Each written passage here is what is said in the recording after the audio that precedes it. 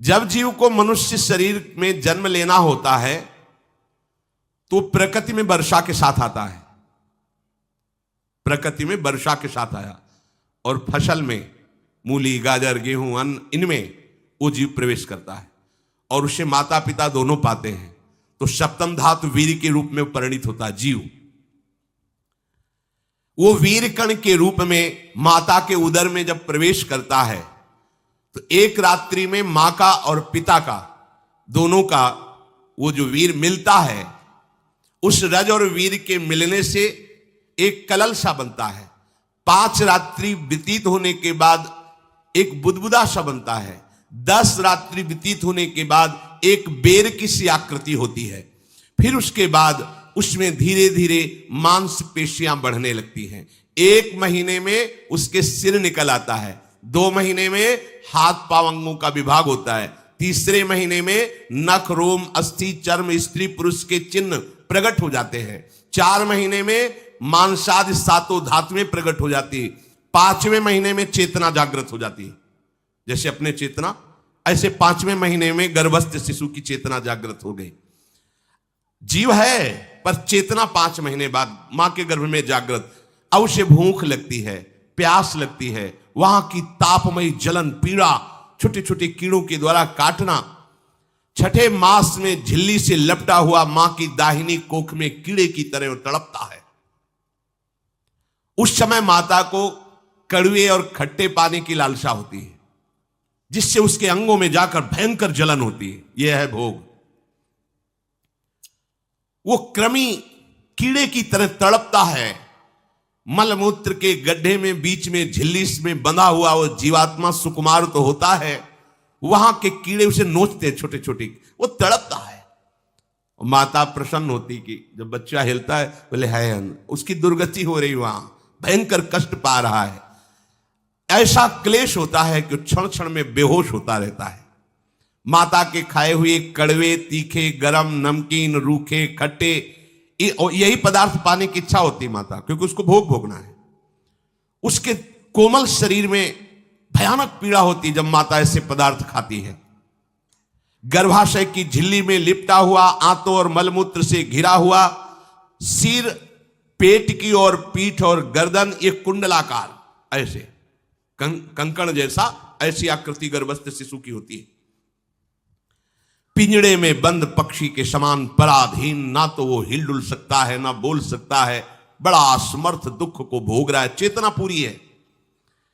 इसी समय भगवान द्रवित होकर उसे ज्ञान देते हैं, गर्भस्थ शिशु को, सबको। जे उसे ज्ञान होता है तो सैकड़ों जन्म के कुकर्मों से याद आते हैं, सैकड़ों जन्म के। ओहो, ये मेरे कर्म का ही फल है, मैंने ऐसे कर्म किए इसलिए ये दुख भोग रहा हूं। बेचैन हो जाता है, कैसे निपट पाऊंगा, सैकड़ों जन्म के कर्म जमा है। अब महान अशांति उसके हृदय में, उस शरीर में भयंकर पीड़ा। कुंडलाकार शरीर है, हिल भी नहीं सकता है, बस कीड़े काटते हैं, बड़ी तड़पन, बड़ी जलन, भूख प्यास की जलन। अब एक और भयानक जलन हुई, उसे स्मरण हो जाता है कई जन्मों के, सैकड़ों जन्मों के पाप कर्मों का। 7वां महीना आरंभ हुआ कि ज्ञान का उन्मेष हो गया। अब प्रसूति वायु उसे चला रही है, तड़पता है वो। सप्त धातु में स्थूल शरीर से बंधा हुआ वो जीव भयभीत होकर के पुकारता है, अगर कोई भगवान है तो एक बार मुझे यहां से निकाल दे। वो विनय करता है भगवान से, कोई अगर भगवान है जिसने मुझे इस बंधन में डाला है, एक बार निकाल दे, यहां से जाके केवल भजन करूंगा।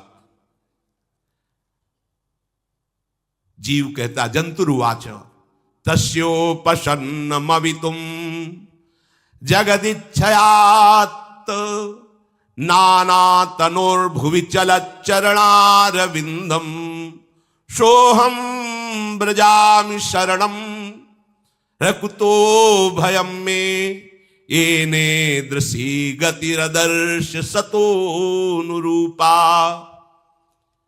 हे प्रभु, मैं बड़ा अधम हूं। ये ज्ञान भगवान की तरफ से गर्भस्थ शिशु को होता है। देखो, स्वयं वो इतना कष्ट पा रहा है, फिर जब आप गर्भ हत्या करते हैं तो आपका पाप कितना बड़ा होगा सोचो। सब माताओं से विनय है, संयम से रहो, सावधान रहो। ये हत्या ऐसी नहीं कि तुम्हारे दान पुण्य से क्षमा हो जाएगी। ये जो भ्रूण हत्या है, गर्भ हत्या है, बहुत बड़ा पाप है। आप लोग अज्ञान के कारण इसको ध्यान नहीं देते, इसे खिलवाड़ समझते हो। कितना ज्ञान है। बेटी ही मां है, बेटी ही बहन है, बेटी ही पत्नी बनती है, बेटी ही किसी के जीवन को धारण करने वाली बनती है। और आपने गर्भ में देख लिया बेटी है, तुम स्वयं मां होकर उसका साथ दे रहे हो उसका नष्ट करने के लिए। हमारी तो बात ही समझ में नहीं आती, क्या बुद्धि भ्रष्ट हो गई। अगर पुरुष का इतना महत्व है तो बेटियां ना हो तो तुम्हारी कौन सी गति होगी, सोचो जरा। जीना मुश्किल हो जाएगा तुम्हारा। तुम पुरुष किस काम के रह जाओगे। तुम्हारा अर्धांग काट दिया जाए तो तुम कैसे होगे। ये स्त्री स्वरूप अर्धांग है। जिस घर में एक मां बहन नहीं है, स्त्री स्वरूप नहीं, श्मशान जैसा वो होता है। ध्यान दीजिए, ये बहुत बड़ी गलती है जो अपनी बेटियों की हत्या करते हैं। और ये वो पाप है जो अक्षम्य अपराध है। स्त्री हत्या करना शास्त्रों में बहुत बड़ा पाप कहा गया है। फिर वो तो बच्चा है, बिल्कुल नहीं। जिनसे हो गया है, श्रीमद् भागवत का सप्ताह मूल संस्कृत से सुनो और भगवान से प्रायश्चित प्रार्थना करो कि हे नाथ, भूल से गलती हो गई, दूसरा कोई उपाय नहीं। ध्यान से समझ लीजिए, तुम्हारे भ्रूण हत्या गर्भ हत्या के पाप को नष्ट करने में एकमात्र श्रीमद् भागवत समर्थ है, दूसरा कोई नहीं। कोई दान पुण्य तीर्थ स्नान तुम्हें क्षमा नहीं कर पाएगा। यह ऐसा महापाप है। अगर हृदय में जलन करके और मूल संस्कृत के द्वारा पूरी 7 दिन में भागवत श्रवण की जाए नियम से, तो भागवत समर्थ है, इस हत्या के पाप से भी आपको मुक्त कर देगी। जिनके ऐसे हत्या हो गई हो करवा लो, नहीं तो बुद्धि आगे भ्रष्ट करके तुम्हें हरि गुरु से विमुख कर देगा। ये पाप ऐसा नहीं कि तुम्हें 2-4 माला घुमाने से क्षमा हो जाएगा। ये महत अपराध है। सबकी समझ में नहीं आता, समझ जाओ, नहीं तो आप जहां भी हो वहीं से भ्रष्ट कर देगा। यह अपराध नष्ट नहीं होगा, श्रीमद् भागवत की कृपा से नष्ट हो जाएगा। यह हमें बहुत विश्वास है। श्रीमद् भागवत सप्ताह की यह है ही महामहिम। प्रेत योनि को प्राप्त धुंधकारी को सीधे भगवत पार्षद स्वरूप देकर परम पद में आरूढ़ कर दिया। केवल 7 दिन की मूल संस्कृत एक भी श्लोक नहीं छूटना चाहिए। अगर सप्ताहिकी का पारायण हो तो इस भ्रूण हत्या गर्भ हत्या से भी निवृत्ति मिल जाए। अब वो जीव भगवान को पुकारता है, मैं बड़ा नीच अधम हूं। आहा, भगवान आपने जो मुझे गति दिखाई है तो मेरे कर्म के अनुसार ही है, आपका इसमें कोई दोष नहीं। हम लोग जब कष्ट भोगते तो भगवान से कहते हमने तुम्हारा क्या बिगाड़ा। भगवान ने नहीं बिगाड़ा, तू खुद देख क्या बिगाड़ लिया अपना। करो पापाचरण। अब देखो, हमने तो जीवन में कोई पाप नहीं किया और कितने गर्भ हत्या की है, कितनी खिलवाड़ समझे हो। ये बिल्कुल भयावह चीज है। आप लोगों को नहीं, हम बार बार इसीलिए कह रहे कि भयावह वस्तु है, तुम्हें बहुत ऊंचाई से घसीट के भ्रष्ट कर देगी। बहुत होश में हो, भूल के कभी ऐसा न करना जहां तक हमारी आवाज पहुंचे, जहां तक सुनाई दे। गर्भ हत्या मत करना, संयम से रहो। इस तरह का व्यवहार मत करो कि तुम्हारा मनुष्य जन्म ही व्यर्थ चला जाए। इसमें तीनों को बराबर दंड मिलेगा। गर्भ हत्या कराने वाला, गर्भ हत्या की प्रेरणा देने वाला और गर्भ हत्या में सहयोग देने वाला। जो औषधि डॉक्टर या जो भी, तीनों को दुर्गति होगी। माता पिता प्रेरक और कर्ता। ऐसा नहीं कि आप डॉक्टर हो तो आपको गर्भ हत्या करने का अधिकार नहीं। आप डॉक्टर हो दूसरे के शरीर को स्वस्थ करके निरोग करने के लिए, हत्या करने के लिए नहीं। कोई भी हमारा संविधान ऐसा आदेश नहीं करता कि आप गर्भ हत्या कर दो। ना भागवतिक और ना भारतीय संविधान ऐसा संविधान आदेश नहीं करता। अब वो जीव कह रहा है कि प्रभु मेरे योग्य ही है, आपने जो मुझे दंड दिया है। मैंने सुना है कि आपकी शरण में जो आता है आप उसकी रक्षा कर लेते हैं। आपकी जो शरण में हो जाता है वो इस भूमि पर, भारत भूमि पर, विश्व पर निर्भय विचरण करता है। कोई उसे भय नहीं प्रदान कर सकता। प्रभु, मैं इस माता के उदर में माया का रहस्य न जानने के कारण ऐसे कर्म किए कि मैं आ गया हूं। बहुत दुख पा रहा हूं। हे निर्विकार अखंड बोध स्वरूप परमात्मा, मैं बार बार नमस्कार करता हूं। प्रभु, मेरे ऊपर कृपा कर दो, एक बार इस गर्भ से निकाल दो। मैं यहां से बाहर जाकर आपका निरंतर भजन करूंगा। ये वादा करके आए हम प्रभु से। सब प्रभु ने करुणा करके हमें चांस दिया है मनुष्य शरीर। प्रभु मैं बहुत जन्मों से इस समय स्मृति आ रही देख रहा हूं, कर्मों में भटकता रहा आपसे विमुख होकर के। ये जो मुझे अभी ज्ञान हो रहा है केवल आपकी कृपा से तत्कालिक है। तत्कालिक, एक तत्कालिक वैराग्य होता है, जैसे कथा सुनियो मन में आया कि अब तो भजन ही करना है। ये तत्कालिक है, स्थायी नहीं है। इसे स्थायी बनाओ। प्रभु आप अंतर्यामी हो, आप सब कुछ जान रहे हो। तीनों तापों की शांति के लिए भक्तजन आपका भजन करते हैं।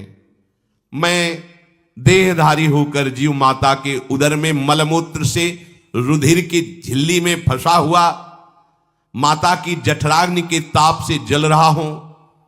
प्रभु एक एक क्षण में यहां विकल होकर केवल इंतजार कर रहा हूं कि किस समय मुझे यहां से निकाला जाएगा। दीन बंधु, यहां से कब मैं निकलूंगा। स्वामिन आप बड़े दयालु हो। आप जैसे उदार प्रभु ने मुझ गर्भस्थ शिशु को यह ज्ञान दिया। हे दीन बंधु, आप अपनी कृपा से प्रसन्न हो जाइए। प्रभु एक बार निकाल दीजिए। मैं ऐसा भजन करूंगा कि दोबारा संसार के दुख में नहीं आऊंगा। कपिल भगवान कहते हैं, हे माता, वो गर्भस्थ बालक शिशु भगवान से प्रार्थना करता है। भगवान का आदेश होता है, तत्काल प्रसव वायु धक्का मारती है। जे ही प्रसव वायु धक्का मारती तो उसको ऐसा भयंकर कष्ट होता है, जैसा पीछे लिखा है कि जैसे जिंदा किसी की चमड़ी उतारी जाए, ऐसा मां के गर्भ से निकलते समय उसे कष्ट होता है। वो अत्यंत कष्ट से व्याकुल होता है। उसी समय उसका वो ज्ञान नष्ट हो जाता है जो भगवान ने दिया था। उस समय उसकी श्वास की गति रुक जाती, जैसे किसी का गला दबा दिया जाए तो कैसा लगेगा। ऐसे ही पूरी की पूरी भागवती की स्मृति नष्ट हो गई। होश आया तब देखा कि वो बाहर पड़ा हुआ है, माता के उस मलमूत्र में सना हुआ बिष्ठे की कीड़े की तरह। गर्भवास में जो दिव्य ज्ञान प्रकट हुआ था भगवान की कृपा से, वो सब नष्ट हो गया। भूमि परत भा ढाबर पानी, तिम जीवे माया लपटानी। चेतन आई तो रोने लगा। वो ज्ञान कहां गया, वो ज्ञानदाता कहां गया। वो कहता कहां कहां, बोले थाली बजाओ, बच्चा हुआ है। और वो तो रो रहा है कि कहां, वो ज्ञान कहां गया जिसके बल से मैं कह रहा था कि बाहर निकाल दो, मैं आपका भजन करूंगा। सब खत्म ज्ञान। जो लोग उसका अभिप्राय नहीं समझते, वो उत्सव मनाते हैं। बालक हुआ है, वो रो रहा है, वो कहां गया ज्ञान, कहां कहां कहां। छोटा बालक यही रोक कहता कहां। अभी जो ज्ञान उत्पन्न हुआ था, जो अभी भगवान का बोध हुआ था, वो कहां गया, कहां गया। घर परिवार के लोग उसका पालन पोषण करते रहते हैं। उसमें कोई निषेध करने की शक्ति नहीं हो रही। मच्छर काट रहा है, दुख हो रहा है, हटा नहीं सकता बालक। उस जीव को शिशु अवस्था में जब कपड़ों पे लिपेट कर इसे लिटाया जाता है तो इतना कोमल त्वचा होती कि कपड़े भी उसको, जैसे खुजलाहट है, पीड़ा है या जलन है, बिल्कुल कोमल त्वचा होती। कुछ नहीं कर सकता वो, बस रो सकता है। ना खुजलाने की, ना करवट बदलने की, ना उठने की कोई सामर्थ्य नहीं। बड़ा कष्ट पाता है बाल्यावस्था में, क्योंकि त्वचा बड़ी कोमल होती। दास मच्छर आदि जीव उसको काटते हैं। गर्भावस्था का कोई ज्ञान नहीं रहा, सिर्फ रोना ही रोना रह रहा। इस प्रकार उसकी बाल्यावस्था कटी, कौमार अवस्था आई, पौगंड अवस्था। इनमें वो खिलवाड़ में फंस गया।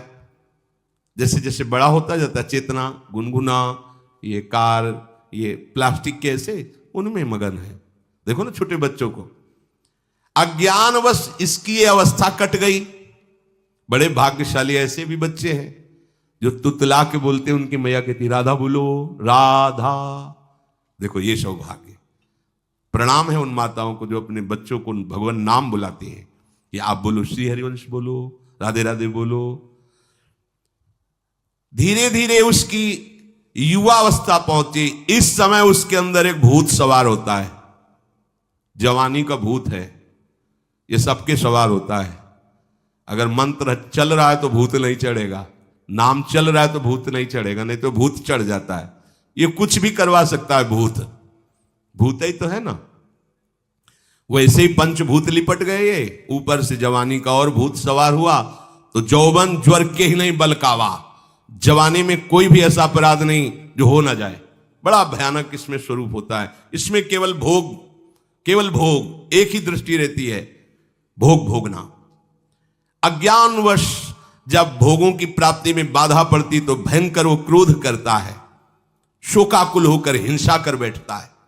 जैसी घटनाएं सुनने को मिलती हैं, राक्षसी घटनाएं, ये भूत है जवानी का। जहां कामना में बाधा पहुंची, क्रोध, क्रोध में वो समझ नहीं पाता कि मेरे जैसा ही प्रिय शरीर उसका है जो मैं वर्ताव कर रहा हूं।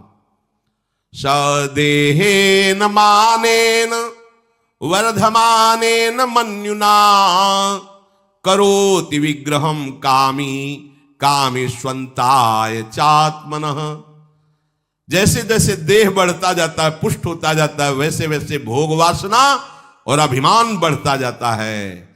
वो काम परवश होकर अपना नाश करना शुरू कर देता है।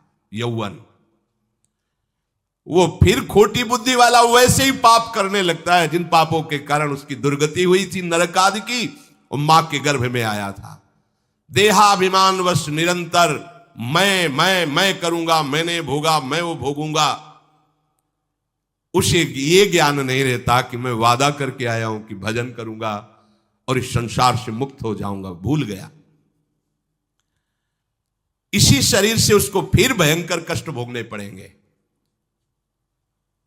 इसी का नाम संसार चक्र है। अगर कहीं उससे सत्संग मिल जाए, सन्मार्ग में चल दे, तो माया भेजती है दो प्रकार के लोग उनको भ्रष्ट करने के लिए। एक जिह्वा रसेंद्री को और एक उपस्थेंद्री जनेंद्री के भोगों का समागम भेजती है। फिर ही भोगो, ध्यान रखना, शास्त्र है, सत्य एक एक अक्षर है। जब किसी को सत्संग मिल जाता है तो सत्संग का प्रभाव होता है भगवत मार्ग में रुचि पैदा करना, प्रभु अच्छे लगना, प्रभु का नाम जप करना, सत्य मार्ग में चलना। जब तुम सतमार्ग में चलोगे तो दो प्रकार के लोग भेजे जाएंगे। बढ़िया हलवा, बढ़िया खीर, रबड़ी, लो प्रभु, पाओ, आरोगो, रसेंद्री, और फिर जनेंद्री। फिर ही कोई परेशानी नहीं, भोगिए आप। फिर वो ऐसे विषयी पुरुषों का संग करके वैसे ही पहले की तरह फिर पाप करने लगता है। बहुत होश में, बहुत होश में। इनको ऐसे लोगों का संग कराया जाता है जिससे सत्य, शौच, पवित्रता, दया, संयम, लज्जा, क्षमा, यश, मन इंद्री का संयम, ये सब सद्गुण नष्ट हो जाएं, ऐसे लोगों का संग कराया जाता है। ऐसे लोग बहुत हैं। वो आपको पैसा खर्चा करके वो आपको भोग दिलाएंगे, भोगो भैया, आप इनके लिए नहीं भगवत मार्ग में आए हो, आप प्रभु की प्राप्ति के लिए आए हो। बचो, सावधान हो। ये देखो शास्त्र कह रहा है, रसेंद्री और जनेंद्री दो की सुविधा देने वाले लोग मिल जाएंगे। अत्यंत सोचनीय, मूढ़, देहात्मदर्शी ऐसे असत पुरुषों का संग करके भ्रष्ट हो जाता है।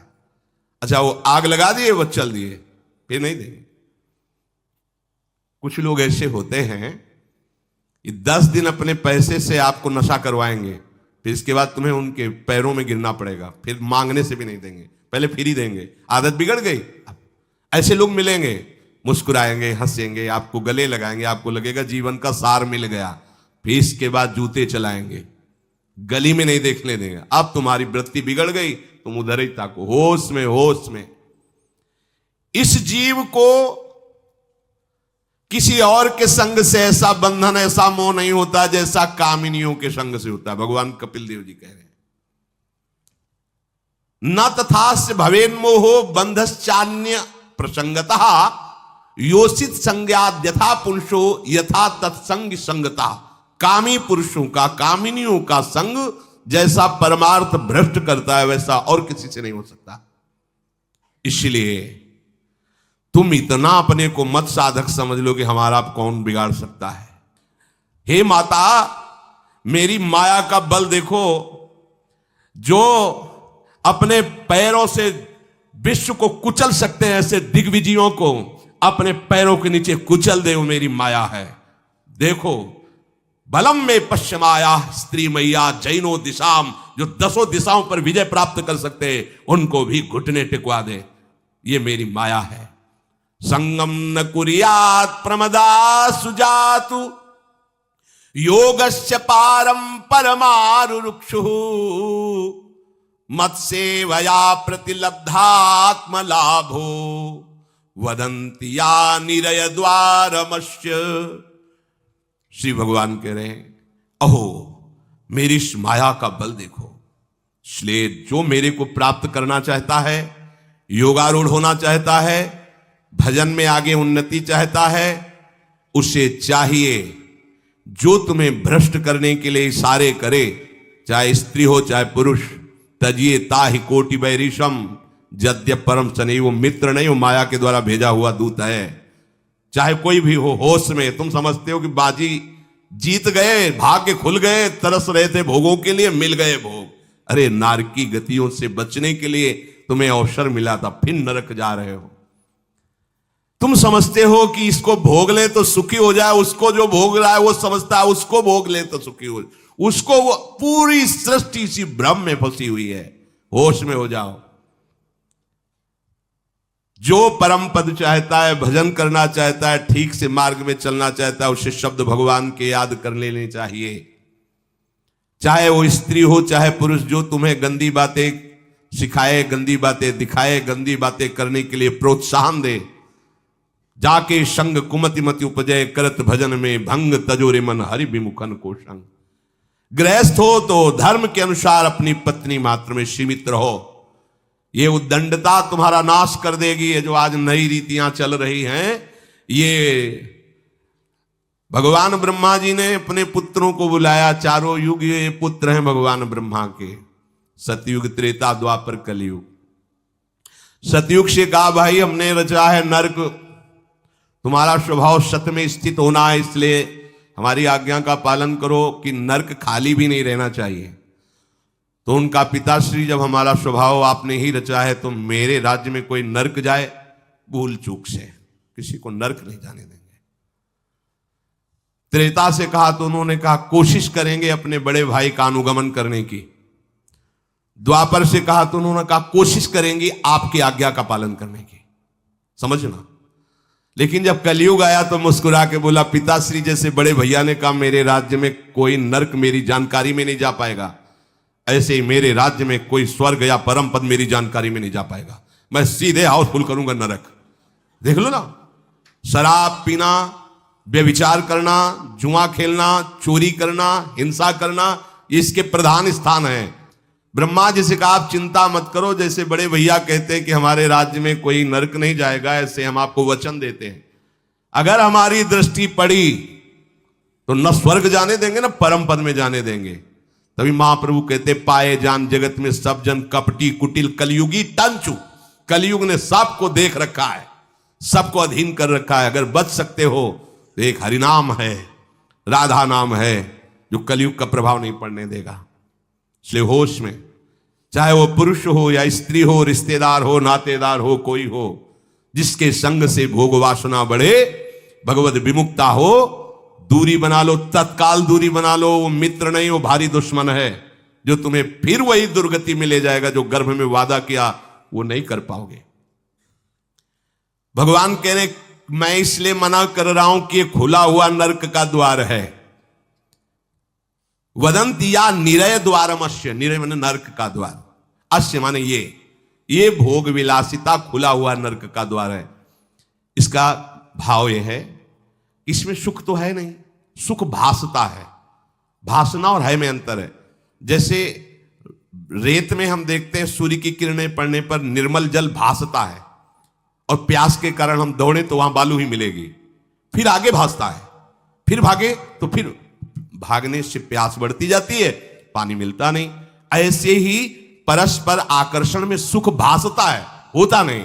जब हम उसको स्वीकार कर लेते हैं तो एक मन में उदासी आती कि यहां वो तो मिला नहीं जो चाह रहे थे, तो वो दूसरा दिखाता है, वो आगे वो उधर गया तो फिर वो पूरा जीवन नष्ट हो जाता है। और मिला नहीं, क्योंकि है नहीं, भासता है, सुख भासता है नहीं। प्रभु में सुख भासता नहीं, प्रभु में सुख है, भासता नहीं है। इसलिए जो भासता में लगे वो प्रभु में नहीं लग पाते, क्योंकि यहां भासता नहीं है, वहां भास रहा है, और है नहीं, यहां है, भास नहीं रहा है तो है का परिचय नहीं है, इसलिए वो यहां लग। और जो लग गया तो नाच नाच के मीरा जी कहती, पायो जी पायो मैंने राम रतन धन पायो। पति है। प्रथम रात्रि में मीरा जी ने राणा साहब से कहा कि आप हमारी बात शायद समझ सकते हो, आप हमें स्पर्श मत करना। मैंने सुहाग गिरधर के नाम का भरा है, मैं तुम्हारी पत्नी नहीं हूं। लोक व्यवहार के कारण तुम पति रूप में आए हो, तो मैं चाहती हूं कि तुम मेरा सहयोग करो। मैं एक पतिव्रता हूं गिरधर की। मेरे तो गिरधर गोपाल बैठे थे एक ही सैया में, उतर के चरणों में बैठ गए। मीरा जी के चरण पकड़े के, अहो भाग्य, मुझे ऐसे सौभाग्य मिला कि आपका पति होने का। एकांत में आप हमारी गुरु होंगी और समाज में आप पत्नी का स्वांग करेंगी, जिससे आपको विक्षेप नहीं पड़े। आजीवन निर्वाह किया। एकांत में गुरुवत मीरा जी के प्रति व्यवहार करते राणा साहब, और व्यवहार में मीरा जी पत्नी जैसा व्यवहार में बाहर, और अंतर में ऐसी सदगति हुई राणा की जो बड़े बड़े योगियों को दुर्लभ है। वो मीरा जी जीवन में कभी भी किसी भोग को स्वीकार नहीं किया। गिरधर के रंगराजी, सब भोग चरणों में लुट रहे थे। सोचिए, राज परिवार में ब्याही गई, क्या था, किसी भी सुख की आकांक्षा नहीं। यह है रंग श्री हरि का, है नहीं ना उनमें सुख। जो है सुख वो मिल गया तो फिर भासने की तरफ क्यों बढ़ेगा। इसलिए ये जो मेरी माया है, ये मित्र बनकर पहले सेवा के बहाने से धीरे धीरे पास आती है। आती है का शब्द माया के लिए है, वो किसी भी रूप में होगी। माया का कोई रूप नहीं आज तक वर्णन किया गया, कोई भी रूप हो, वस्तु, व्यक्ति, स्थान, घटना, कुछ भी। उपासक जब समझ नहीं पाता तो वही उसकी नाश का कारण बन जाती है। बहुत सावधान, हमें नहीं पता किस रूप में आएगी। जिनको पता है हम उनको अपने पास रखें। वो है नाम, राधा राधा, फौरन पता चल जाएगा आपको पक्का। ये ठीक नहीं, नहीं बहुत श्रद्धा नहीं, बिल्कुल हटो, बिल्कुल हटो, अंदर से बिल्कुल हटो।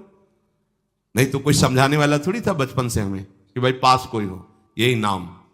जहां कहीं कोई प्रियता, कहीं आश्रमों में कहीं कुछ समझ में, हटो हटो हटो, ये नाम हटाते हटाते हटाते जहां लगाना चाहिए वहां लगा दिया। नाम अगर है अंगरक्षक तो तुम्हें माया से बचाता रहेगा, क्योंकि जिनकी माया है उन्हीं का नाम है। वो खूब अच्छे से जानता है, माया को पहचानता है। नाम आप नहीं पहचानोगे पक्का, क्योंकि वो बाहर से ही नहीं आती, वो अंदर से भी आती है। ये सब माया के ही पार्षद है, मन बुद्धि चित्त अहंकार सब माया में है।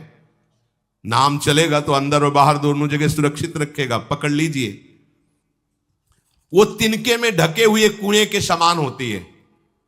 पता नहीं चलता कि कितना गहरा कुआं है, ऊपर से तिनके से ऐसा लगता भूमि, जेब पैर रखा गिर गए कूप में, अब निकल नहीं सकते। जब मेरी माया में आसक्त हो जाता है तो अंत समय फिर उसी माया का स्मरण आता है। वही सब मैं और मोर तोड़ते, अब वो फिर उसी चिंता से फिर वही फंस गया, फिर वही दुर्गति प्रारंभ। तो हे माता, जो हरि से विमुख हैं उनका ये चक्र चलता रहता है। पुनरपि जननम पुनरपि मरणम पुनरपि जननी जठरे शयनम। इसलिए मुमुक्षु उपासक को चाहिए कि ना कोई भय स्वीकार करो, डरो मत माया से। देखो भगवान के वचन, ना किसी के सामने दीन हो। भक्ति की दैन्यता अलग है, विषयों की दीनता नहीं। भय, जिसके भय से मृत्यु भी भयभीत होकर काम कर रही, जिसके भय से सूर्य चंद्र प्रकाशित हो रहे, जिसके भय से पृथ्वी जल में नहीं डूब रही, वो हमारा स्वामी है। फिर हमें भय किससे? मोह, चराचर जगत मेरे प्रभु का अंश, बस इस बात से प्रीति है, कोई शारीरिक संबंध से नहीं, माता पिता भाई बंधु नहीं। हमारा संबंध नाते नेह राम के मनियत सुरत सुदेव, जहां लो जितने भी संबंध है केवल आराध्य देव के संबंध से। बस निसंग भाव से वो फिर भगवत प्राप्त हो जाता है। ये सावधानी रखनी, निसंग भाव, कोई मित्र नहीं, कोई शत्रु नहीं। इस माया में संसार से मुक्त होने का यही उपाय है। भय नहीं, दीनता नहीं, मोह नहीं, किसी का संग नहीं, अपने श्यामा श्याम श्यामा श्याम श्यामा श्याम, उनके नाम के, उनके आश्रित, वो आगे से आगे ऐसा दुलार करते हैं, आपको सोचना ही नहीं पड़ेगा। जैसे माँ को पता है बाल भोग कब कराना है बच्चे को, कौन सी पोशाक धारण करानी है, कहाँ उसको खेलने ले जाना है, ऐसे ही हमारे प्रियालाल को पता है ये दास है, इसको कब क्या। सच्ची मानिए, आगे से आगे व्यवस्था उनकी। आश्चर्य में हो जाओगे आप जब अपना अहंकार उनको समर्पित कर दोगे। हम अहंकारी जीव अपने अहंकार के कारण धक्का खाते घूम रहे, नहीं, अखिल कोटि ब्रह्मांडों का सृजन करने वाला प्रभु है। 4 लाख योजन का एक पहाड़ केवल है, सोने का प्योर सोने का, मिलावट नहीं। 4 लाख योजन, 1 योजन 4 कोस, 1 कोस 3 किलोमीटर, कितना एक से एक रत्न इस पृथ्वी में है। ऐसे मालिक के गुलाम हो, ऐसे हाथ फैलाते घूमो। राधा राधा। इस शरीर को बहुत ध्यान से सुन लो, जो इस शरीर को निक्षेप माने धरोहर होता है, धरोहर की भांति, जैसे हम तुम्हें दे दे कि 500 रुपए रख लो, हमें जब काम लगेगा ले लेंगे, तो 500 रुपए रखे आपकी जेब में, लेकिन आप कभी उसे अपना नहीं मानेंगे। अगर कभी आवश्यकता पड़ी, किसी ने बताया कि 500 रुपए आपकी जेब में, नहीं नहीं नहीं, वो तो धरोहर है। जब वो मांग लेंगे तो उनको हम खर्चा, धरोहर का खर्चा स्वयं में नहीं किया जाता। ईमानदार आदमी धरोहर को जैसे रखा वही, ये नहीं कि हम 500 खर्चा कर लेते हैं फिर कमा के 500 दे देंगे, नहीं, वही सेम टू सेम वैसे ही वापस होगा। तो ये शरीर प्रभु की धरोहर है। सुधा निधि में भी एक श्लोक में आया है, ये प्रियाजू की धरोहर है। कबीरदास जी ने कहा है, चदरिया जैसी की तैसी धरि दीनी, जैसी दी थी प्रभु हमने मलिन नहीं की, वैसे की वैसे वापस कर दी, तो क्या होगा उसका परिणाम? मोक्ष, भगवत प्राप्ति। इसे मलिन करने का अधिकार तुम्हें नहीं। ये चदरिया जो मिली है मनुष्य शरीर, ये भगवत प्राप्ति, इसे गंदा मत करो। शरीर को धरोहर की भांति रखकर, ये गुरु की संपत्ति है, ये इष्ट देव की संपत्ति। तन वांग मनोभिरमलई सोहम तविवासिता, ये शरीर, ये मन, ये वाणी हमारे गुरुदेव को समर्पित, उनकी आज्ञा के अनुसार चलना है। तो क्या होगा? अनासक्ति बढ़ेगी, किसी से कोई राग नहीं, अनासक्त होकर वो भगवत प्राप्त हो जाएगा। एक ही उपाय समस्त दुखों से बचने का, मामुपेत्य, जो मेरे आश्रित हो गया, मेरा भजन करता है, पुनर्जन्म नहीं होता उसका।